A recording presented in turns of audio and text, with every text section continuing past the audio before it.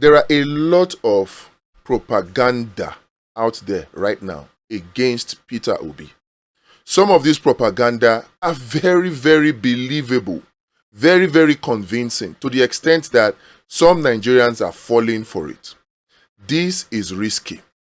Some people say that Peter Obi is weak because he runs away from fight. They push the propaganda that he doesn't want primaries. That is why he ran away from the ADC to NDC.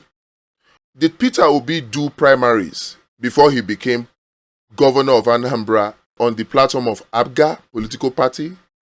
These are questions that we will answer in this video. Also, there are those pushing the propaganda heavily that Peter Obi did not do anything while he was Governor of Anambra State. Some even argue and say that, he left money behind. The money is worth next to nothing, according to what Charles Soludo said. And why would you save money when people are hungry? Creating the propaganda that Peter Obi just saved money without doing anything. They also create the propaganda that Peter Obi saved money because he was saving it in his own bank, painting it as conflict of interest. All of these propaganda are taken care of in this video you're going to watch. 4 minutes. I crave your indulgence. 4 minutes. If after watching this 4 minutes of video you still have any doubts, let us talk about it. Mr. Peter Obi's administration built from scratch Chukwuemeka Odumegwu University Teaching Hospital with 25 building structures. His government funded transformation of massive infrastructural development, accreditation of 12 health institutions and 2 hospitals, and also built 10 maternal and childcare centers across the state. He is the first governor to purchase medical equipment worth over 135 million naira and 50 ambulances for the health sector in Anambra State, which remain functional till today. He built and equipped Dr. Jonwilo Heart Center in St. Joseph Hospital, Adazinnuku, where heart operations are performed. Anambra State is the first state in Nigeria to distribute more than 30,000 computers to secondary schools. Mr. Peter Obi distributed about 700 buses to secondary schools in Anambra State and built 200 primary school blocks.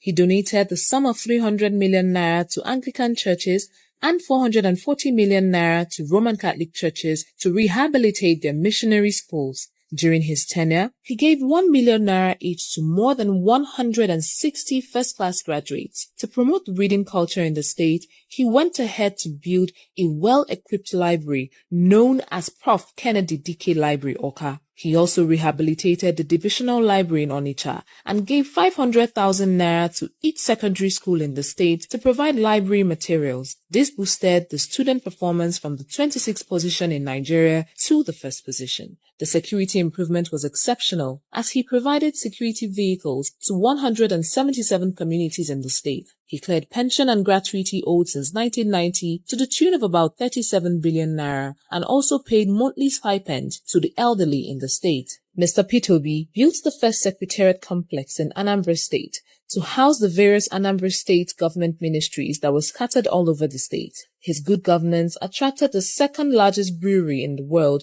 known as Sabmela, to build their first greenfield facility in the state. He was recognized by the Millennium Development Goals, MDG, as the best governor in the implementation of their programs in Nigeria. Peter Obi constructed 2 bridges across the popular Agulu Lake in Anyocha local government area of Anambra State at the cost of 2 billion naira. He funded Agulu Lake Hotel Project, Golden Tulip, and reconstruction of Opaiweka bridges at the axis of Enugu-Onitsha Expressway with 6 lanes.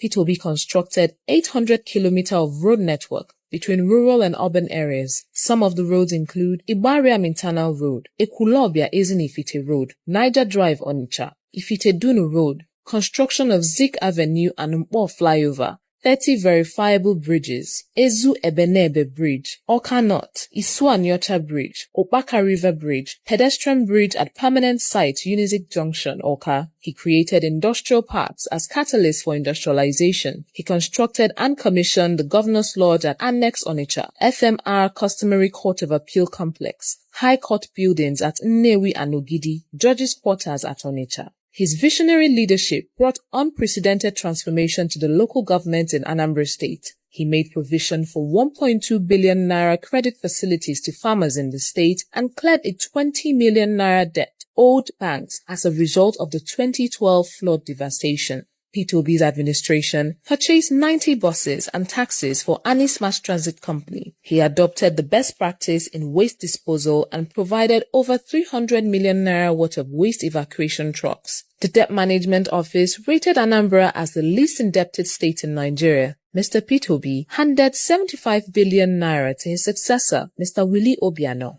As Governor of Anambra State, when I leave Anambra State, there I say I not be governor again.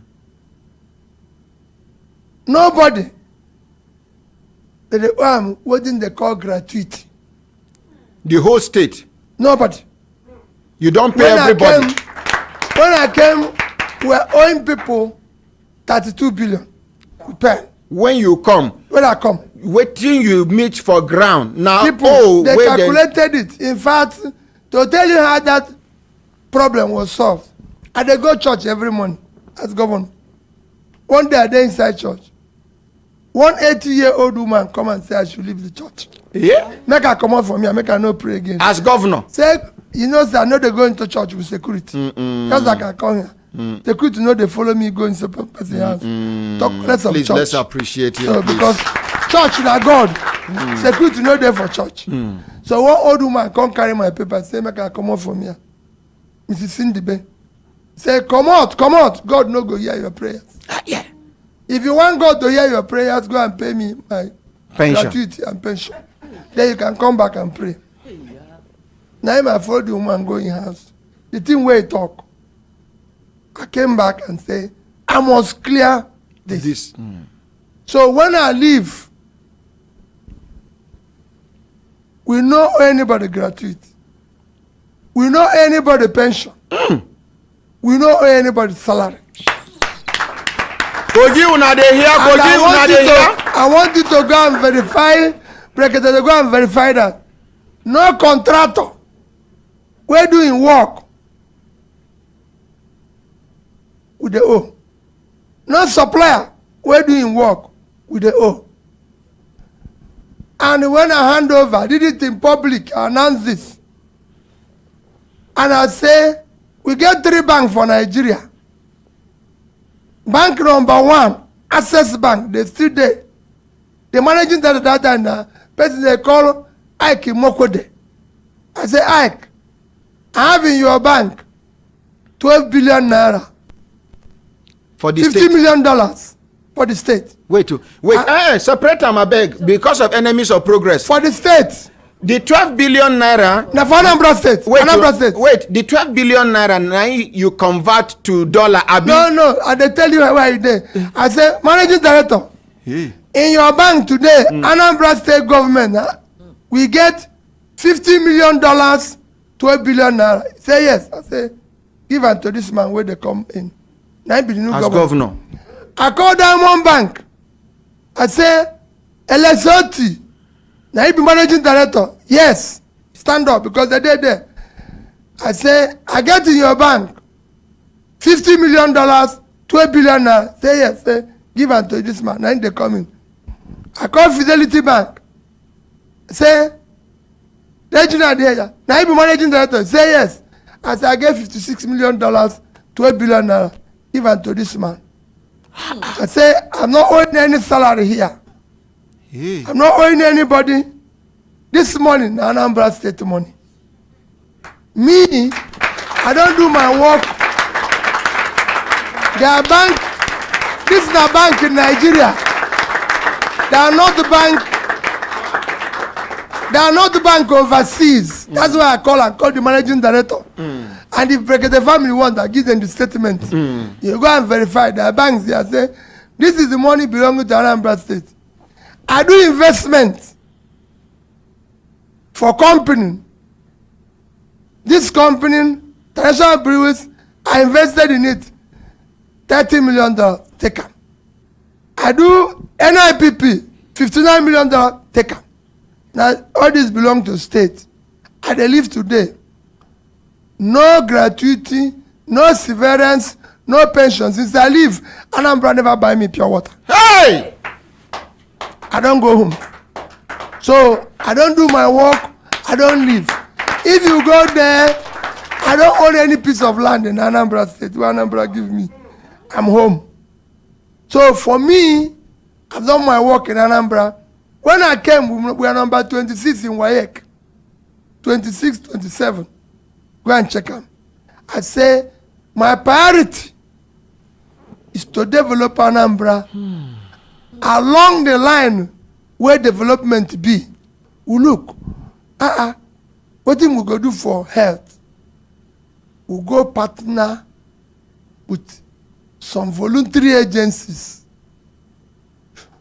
to develop our school of nursing, school of midwifery, school of this. We went into education, said no, we cannot be number 26. Where can NECO? No. It will change. By the time I leave, we are number 1.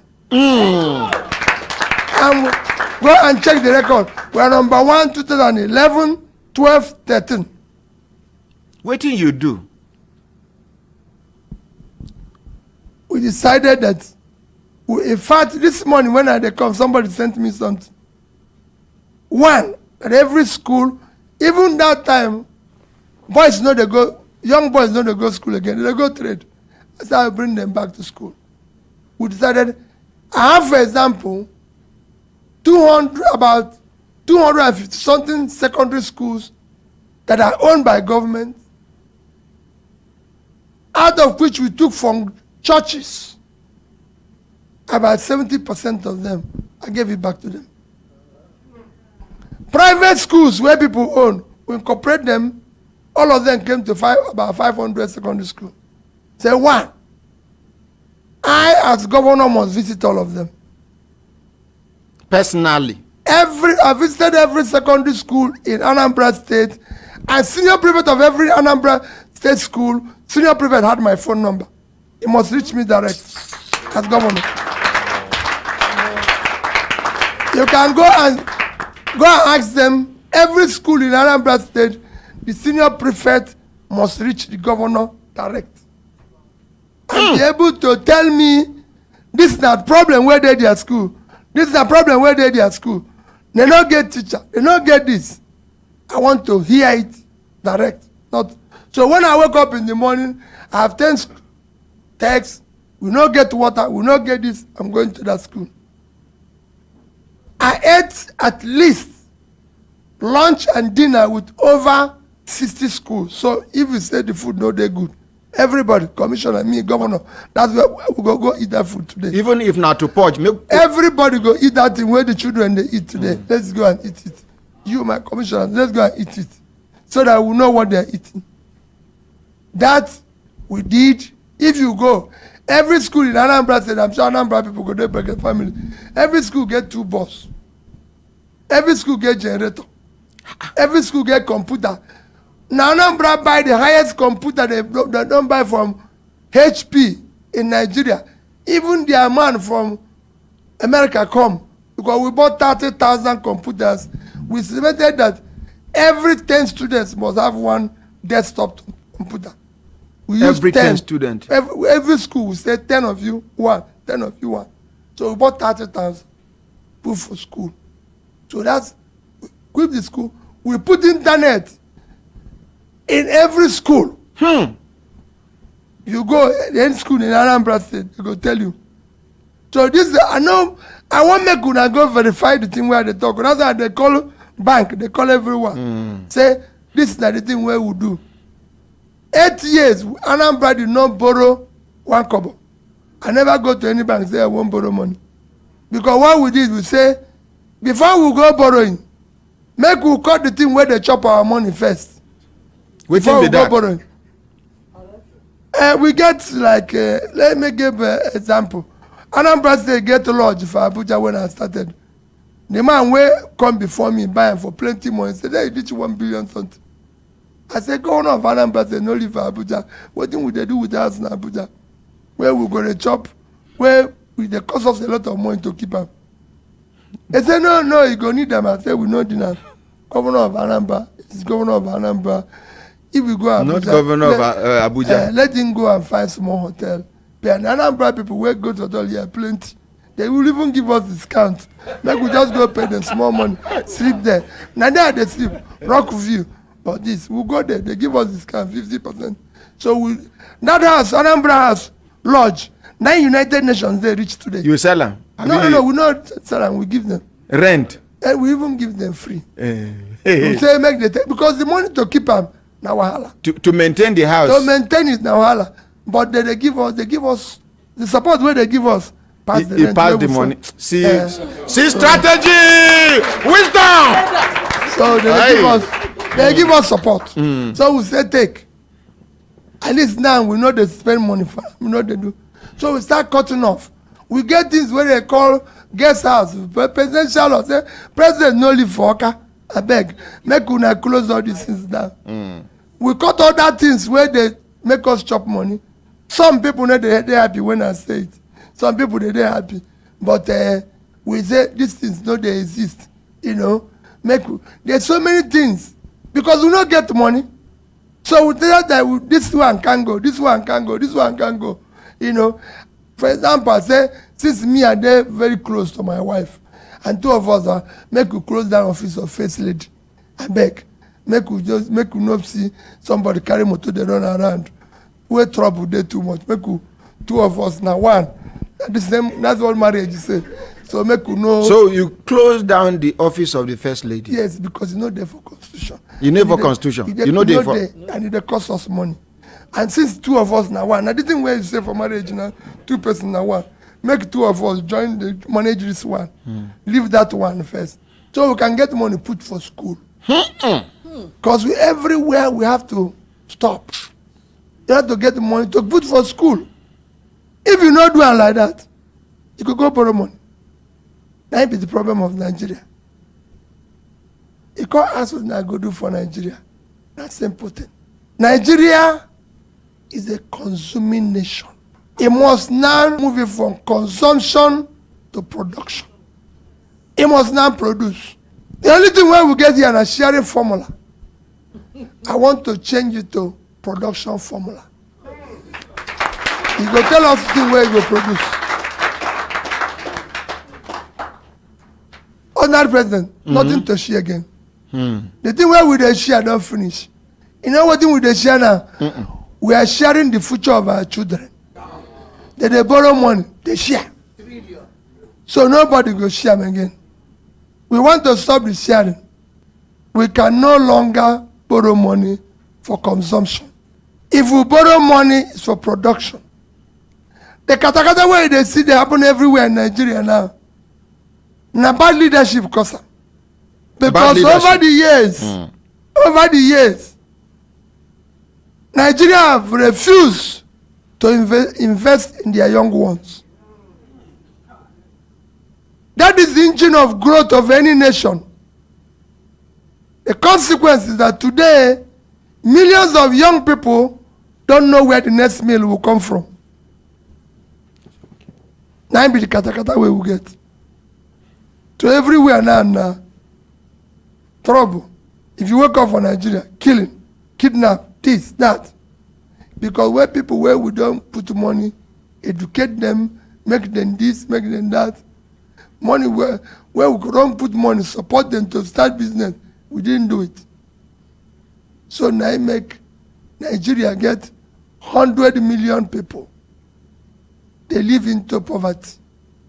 Nigeria get more people where they live for poverty, past India and China combined. If you combine these two places where I call now, they did 2.8 billion. Nigeria only 200 million. But people where they poor inside Nigeria, past the two of them put together. We have what they call unemployment. We have 35% unemployment. If you combine with what they call unemployment, it reaches 55%. And 70% of the people where they inside, Now young people in their productive age, parents now borrow money to send their children to school. When they come out, they begin feed them. After training them, which kind of country be that? They become a liability on they you. They live again. for house. You they give them food. Even the parents now, the money that they get, no feed them. Nigerians now use over 100% of their income to feed. Which country be that? Because the country is not producing anything. But once we begin to produce, it will change. I go Niger State. I tell them, I say, the land where you get, now 76.3 square kilometers of land there for Niger State. You know if you feed yourself. You know if you feed Nigeria. You know if you produce something for export. Netherlands, if you minus water, now that's 3,000 square kilometers. Almost half of Niger. Less than that. They feed themselves. They call export agricultural material 120 billion. 7 times what would they export for oil. Now they export food. What they do bring from ground. But Niger no feed themselves. You know feed Nigeria. You know feed. I say bandits. Not be bandits. The bandits because we didn't take care of the bandits yesterday. It was the bandits we created. The bandits were children we refused to educate. They were children we refused to empower. So we created it. If we had invested in them, no young person in Nigeria today is proud to be a Nigerian.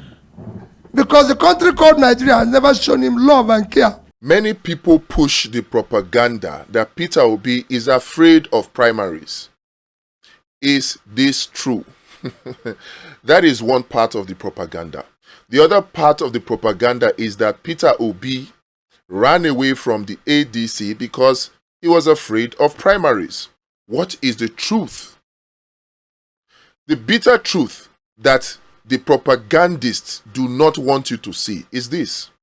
When Peter Obi contested to become governor of Anambra State on the platform of ABGA as a political party, there was a heated primaries. Peter Obi conducted that primaries and he won that primaries. Even his second term, he also contested in a primaries to become the flag bearer of ABGA political party. So those who say that Peter Obi is afraid of running primaries is simply a lie. The truth of the matter is this. Why did Peter Obi leave ADC, the African Democratic Congress? Was it because he was afraid of primaries with Atiku or with Rotimi Amechi? The simple answer to that is no. As it is now, the ADC is about to be a sitting duck, a lame duck, a paralyzed political party that cannot participate in the 2027 election. In a few days, this will become clear to all well-meaning Nigerians. Peter Obi was smart enough to see this coming, and he took a very bold decision. Many Nigerians are aware, some of you may not be, that the big goal of the ADC, of the APC, was to make sure that Peter Obi was not on the ballot.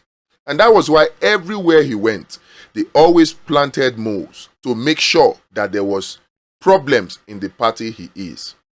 His move from ADC to NDC at the last minute was not anticipated. It was not something that whether the ADC camp of Atiku or Rotimi Amechi or the APC group, supporters of Tinubu, it was not something they anticipated. So he caught them unawares, and it is still paining them right now. It is driving them mad. That the Peter Obi that they thought they had succeeded to make partyless, to make sure that he does not appear on the ballot for 2027, that Peter Obi seem to now be the first person to even get the ticket for 2027. They are not happy. So they are driving this propaganda that Peter Obi left because he didn't want primaries. Let us not forget as individuals that political parties in Nigeria are special purpose vehicles. Special purpose vehicles. They are like a taxi or keke at the park. You leave your house, you don't have a car, you don't have keke, but you need to get to work. You enter a keke, you don't know the driver, you don't know who the driver is, you don't know whether the driver is a kidnapper, you don't know whether the driver is an amateur, you don't know the state of the vehicle, whether the engine is about to knock, whether the tires are about to burst, you don't know. But you need to get to your workplace. If not, you'll be sacked, and then you won't have a source of livelihood. So what do? You take that keke by faith. But if along the way the keke breaks down, or that bus breaks down, or the taxi breaks down, what do? Do you try to create an atmosphere where people will say, oh, he's a good passenger, he's a loyal passenger, he's a faithful passenger, and then you stay with that keke, you stay with that car, you stay with that taxi, you stay with that bus until the bus man fixes the bus or the keke, risking being sacked because you probably may not even get to your workplace? Is that how you show loyalty? Or is the smart choice for you to just simply leave that keke, take another keke so you can get to work in time, and then you can continue to earn your living? That was the smart choice that Peter Obi took. The political party is a special purpose vehicle. Why did Peter Obi join the political party? To get ticket to run. And if the people, the managers of that political party turn out to be kidnappers or turn out to be amateurs, or the political party now turns out to have an engine that has knocked, is it the responsibility of Peter Obi to now sit and begin to midwife and do all of that? No. If Peter Obi were to be in the National Working Committee of any of the political parties he has left, then you can have a point. If the members of the National Working Committee, the chairman of the party or the secretary, have been purchased, have been bribed by opposition with big money in this highly weaponized poor country, what do you want Peter Obi to do? To resort to undemocratic means, to begin to use thugs like Tinubu would do in an AC or an APC? See what Tinubu is doing in Lagos, single-handedly anointing Obafemi Hamzat. The same thing we have heard he has done in Cross River State, single-handedly telling a former governor, two-term governor, a former senator, Professor Ben Ayade, not to contest. Is that the kind of democracy or the democratic practice that we expect from Peter Obi? Or we want Peter Obi to stay in a political party where he will be useless? Peter Obi left ADC because the party was about to become paralyzed, not because he was afraid of primaries. In a free and fair primaries, which is guaranteed if all the processes are followed by the Electoral Act 2026, a free and fair primaries that is truly direct in an ADC, Peter Obi will defeat Atiku any day, anytime. So it was not because he's afraid of primaries that he left. He left because he needed a viable political party, one that is free of any encumbrances, any legal battles. That was why he left. If the ADC had taken the advice that some of us gave it and listened to us and embraced the path of peace, instead of engaging in needless legal battles, very stupid ones if you ask me, Peter Obi will still be there. Primaries would have been conducted and Peter Obi would have defeated Atiku and defeated Rotimi Amechi to get the ticket on the platform of the ADC. So please, Nigerians, do not fall for the propaganda that Peter Obi left ADC because he was afraid of primaries. No. Peter Obi left because of the legal battles that could cripple the ADC. Today, he has gone to NDC. He is on the verge of clinching the ticket for the 2027 elections, disappointing the wishes and the aspirations and the machinations of Tinubu and the APC. Shouldn't you be happy for him instead of criticizing him?